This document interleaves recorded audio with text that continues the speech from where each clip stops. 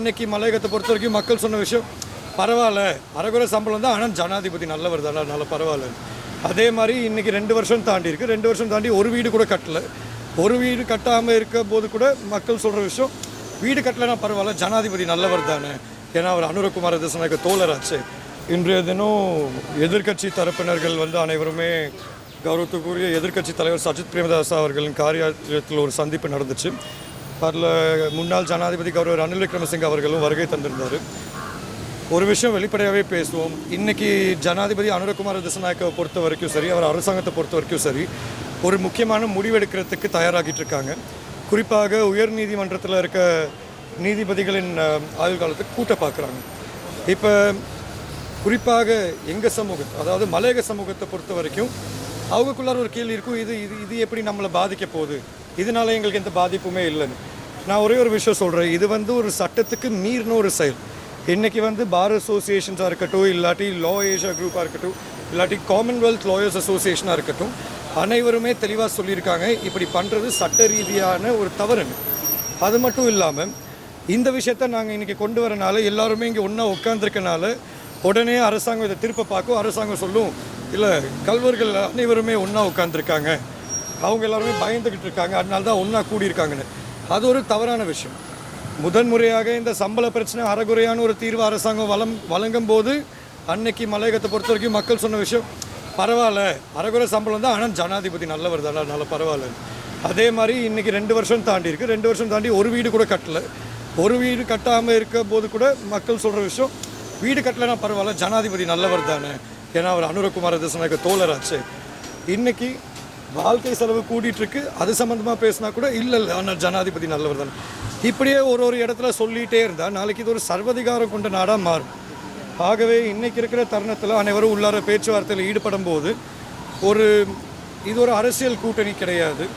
ஆனால் அனைவருமே தெளிவாக ஒரு விஷயத்தில் இருக்காங்க. இது வடக்கு கிழக்கில் இருக்க கட்சிகளாக இருக்கட்டும், இல்லாட்டி பெரும்பான்மை சேர்ந்த கட்சிகளாக இருக்கட்டும், மலையகத்தை சேர்ந்த கட்சிகளாக இருக்கட்டும், அனைவருமே ஒன்றிணைந்து தெளிவாக சொல்கிறோம், இந்த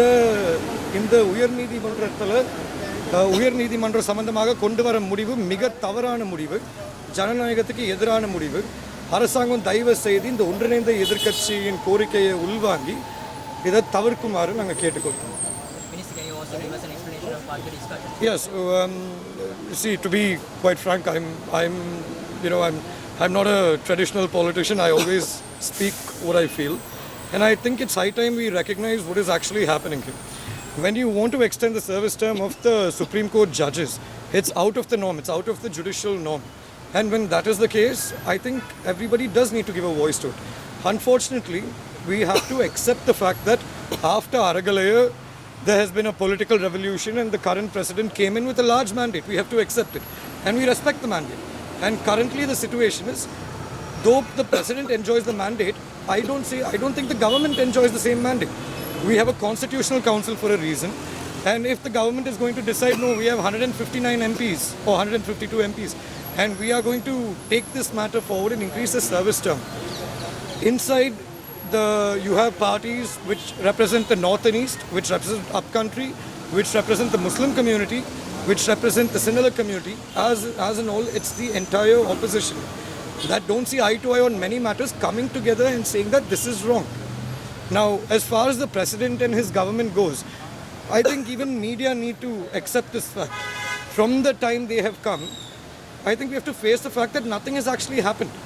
In terms of upcountry, absolutely zero has happened. In terms of the solutions which they promised to provide to the north and east, nothing has happened. In terms of repealing PTA, nothing has happened. In terms of bringing a new constitution, nothing has happened. Whatever promises were made, absolutely zero has been delivered. But unfortunately, the president is a great orator and a great politician. So when he speaks and he's able to communicate it to the masses or to the people believe it and they buy it and the government buys some time. However, with every instance, if the public in Sri Lanka, if they are going to say, no, it's okay, the president, we are happy with him, and they allow these sort of things to happen again and again and again, this country will turn into a dictatorship. That is where we are heading towards. And I think we have to accept the fact that there are external actors, including the Bar Association of Sri Lanka, including the Commonwealth Lawyers Association, including the Lawyers Association of Asia Pacific, who have come out and said that you cannot make these ad hoc changes.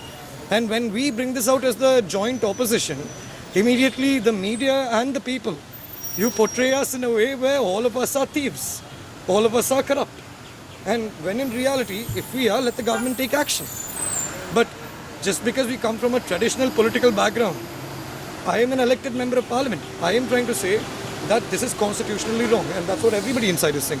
And lastly, I would also like to say, see, this is what, as a partner to the opposition party, this is what we have been saying from before the election.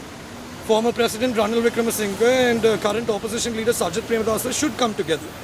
And we believe this is a good first step. And hopefully it leads on to... What will be the conclusion of this meeting? Would they come together? Well, that's something you have to ask both of them. Right. No, I think, see, as far as the former president goes and the current leader of the opposition goes, I feel there is sincerity and I feel they do have the same political ideology in taking the country forward.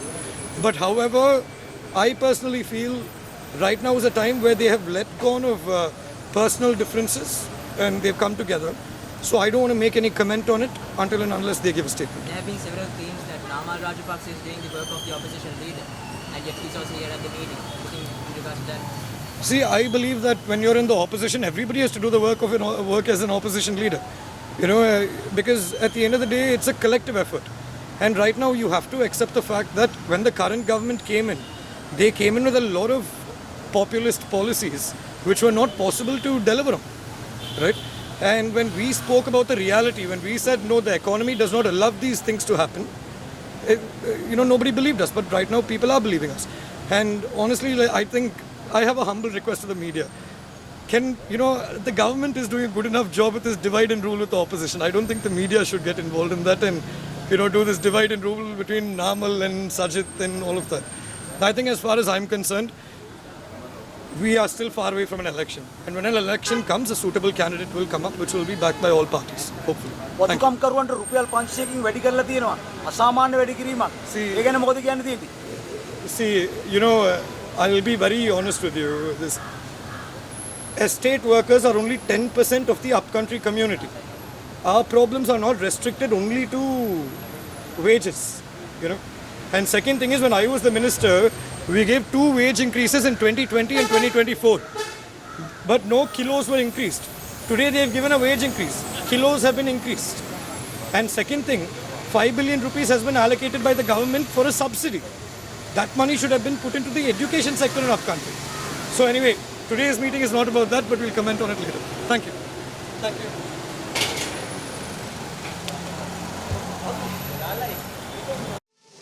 மேலதிக செய்திகளுக்காக எமது YouTube தளத்தை subscribe செய்யுங்கள்.